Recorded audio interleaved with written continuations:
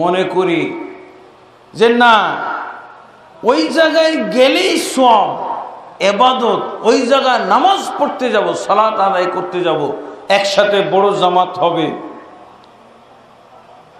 ওখানে যাব ইবাদতের উদ্দেশ্যে, বেশি সওয়াব অর্জনের উদ্দেশ্যে। হ্যাঁ, ইলম অর্জন করাটাও তো সওয়াব, ইলম অর্জন করা সওয়াব। এই ইলমের খাত থেকে সওয়াব আপনি নিতে পারবেন, কিন্তু অন্য কোনো ইবাদতের খাত থেকে সওয়াব অর্জনের জন্য যদি কেউ আসে তাহলে এটা হবে বেদাতি ইজতিমা। এটা কি হবে?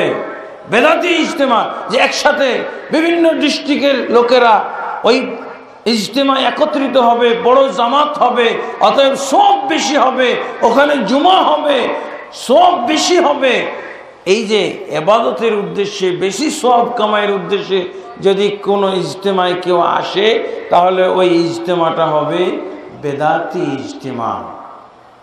রাসূলুল্লাহ সাল্লাল্লাহু আলাইহি ওয়াসাল্লাম বলছেন, লা তুশাদ্দুর রিহালু ইল্লা ইলা সালাসাতি মাসাজিদ। আল্লাহ রাসূল সাল্লাল্লাহু আলাইহি ওয়াসাল্লাম কি বলছেন? লা তুশাদ্দুর রিহালু ইল্লা ইলা সালাসাতি মাসাজিদ।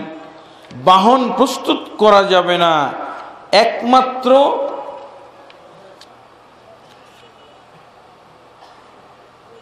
একমাত্র তিনটি মসজিদ ছাড়া, তিনটি মসজিদ ছাড়া কোথাও বাহন প্রস্তুত করে যাওয়া যাবে না, অর্থাৎ সফর করা যাবে না।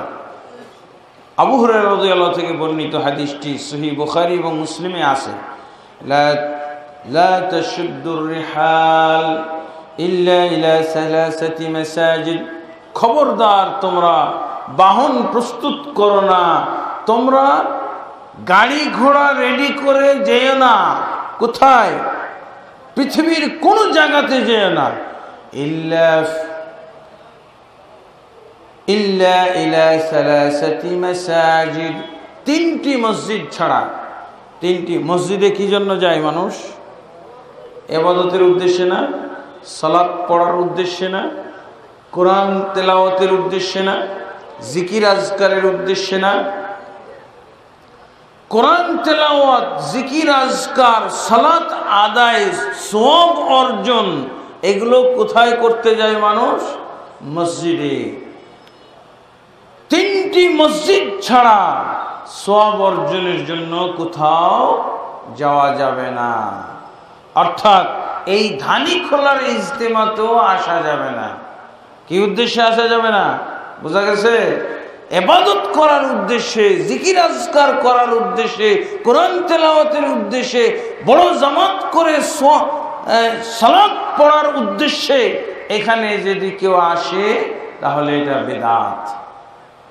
এখানে একটাই কারণে আসতে পারবে, আশাটা সুন্নাহ সম্মত হবে যে জ্ঞান অর্জন করব, জ্ঞান অর্জন।